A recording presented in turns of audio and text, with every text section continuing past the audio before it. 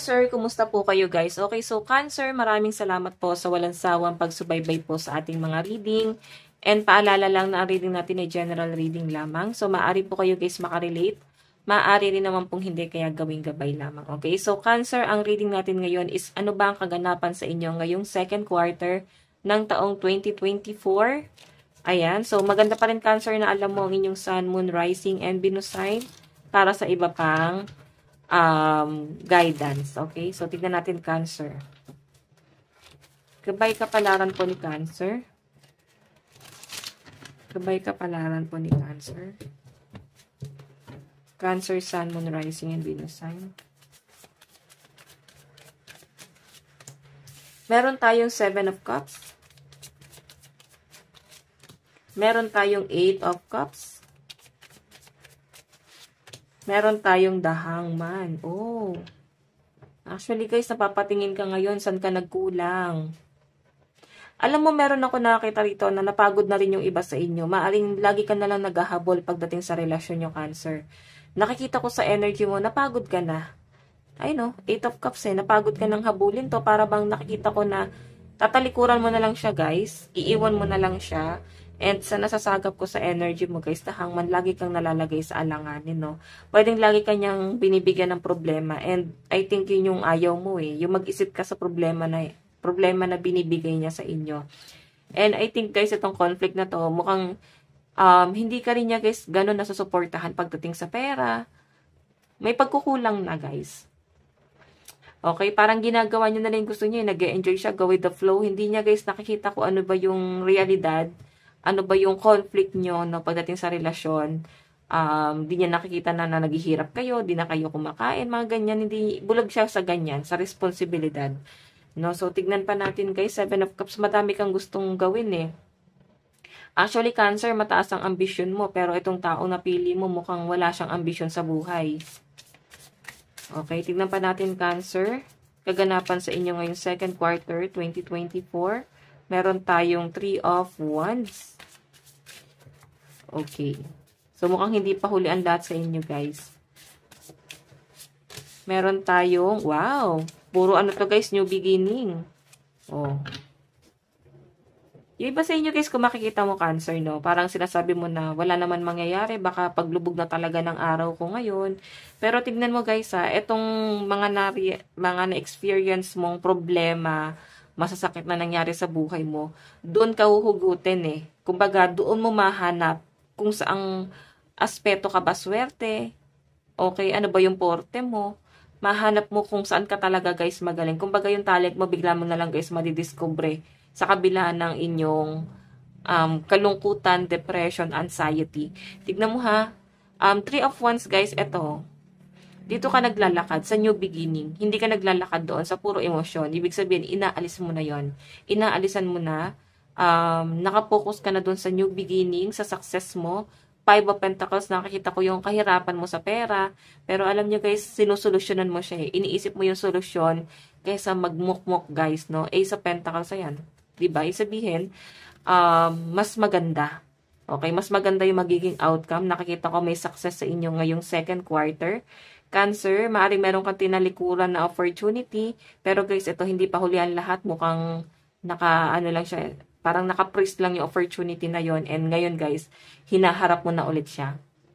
Okay, so Ace of Pentacles, napakaganda niyan. Kasi Ace of Pentacles siya. Big amount of money or opportunity na maaaring magpapagrow sa inyo lalo. Okay? So, tignan pa natin guys, pagdating sa love life mo, Cancer. Sa love life naman po ni Cancer.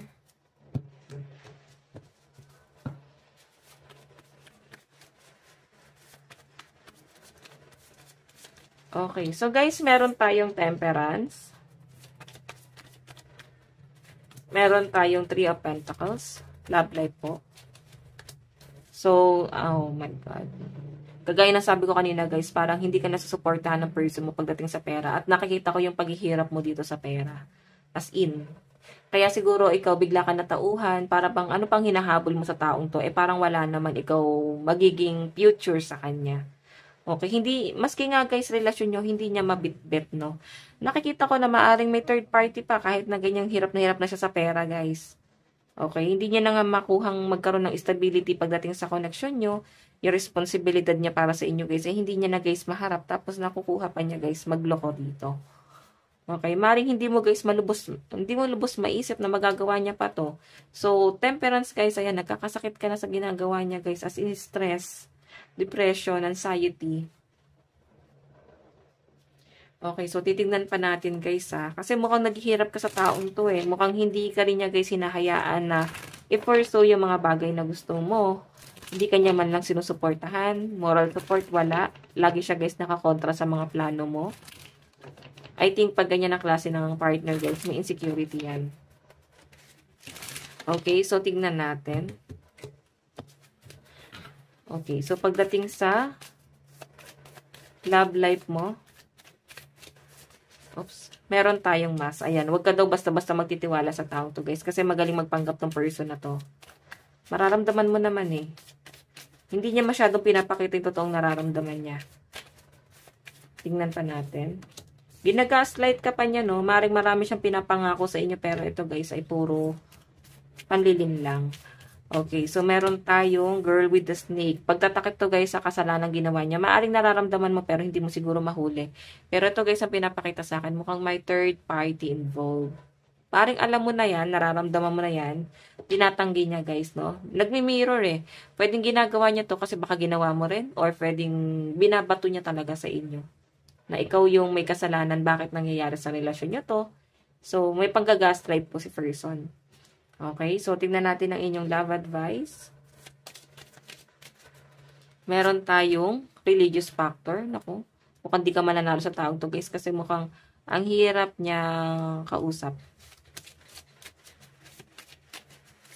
Tingnan natin. Maaaring ito, guys, baka ibang lahi din siya, baka siya ay pinagkasundo rin sa iba. Meron tayong calling in your soulmate. Mukhang may iba pang paparating sa inyo, guys, ngayong second quarter, no, Cancer. Tinatawag na siya ni universe. Parang, uy, ikaw, lapitan mo na to si Cancer. It's time to make a shine. Parang it's time to shine. Parang ganon. So, hayan. Cancer. Mukhang meron ka makikilala. New person ngayong second quarter. So, tignan natin pagdating sa daloy ng pera mo. Kaperahan po ni Cancer. Cancer, Sun, Moon, Rising, and Venus sign. Okay. Meron tayong 7 of Swords. Meron tayong 3 of Wands.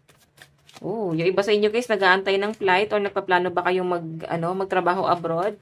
Siguro inaantay nyo na lang po yung visa nyo sa pinapakita sa akin dito. 7 of Swords. So, maaaring may mga delay, may conflict about sa documents, or pwedeng inaantay mo na nga lang yung visa mo. Pwedeng yun. Okay, pero may travel daw po na mangyayari sa inyo. So, I think trabaho to. Napakaganda naman, guys, eh. Ito, guys, bigla kang natauhan na para bang siguro dahil toxic yung person mo, kaya ka nakapag-decide na mag-abroad. Okay? So, yun yung pinapakita sa akin dito. Tignan pa natin, Cancer.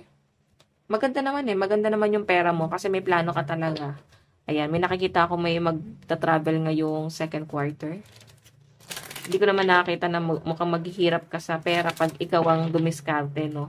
Hindi ka lang talaga nakadiskarte kasi yung person mo, pinigilan niya yung pag-angat mo. Okay, so tignan natin. Advice, meron tayong speak your world into being. So, yan. Siguro kailangan kinakausap mo rin si higher self. Manghingi ka ng sign. Okay, so meron po tayong focus on the positive. So, ayan guys, think positive lang, no? Sabi nga nila, kung ano yung iniisip mo, yun yung magiging realidad mo. So, kung negative ka mag-isip, guys, yan ang mangyayari sa inyo. Kaya think positive lang. So, possible na ang kadil nyo ngayong second quarter ng taong 2024, Cancer is Capricorn, Taurus, and Virgo, Gemini, and Sagittarius. So, guys, ito lang po ang inyong reading. Hanggang sa muli, God bless and love you all. Bye-bye po.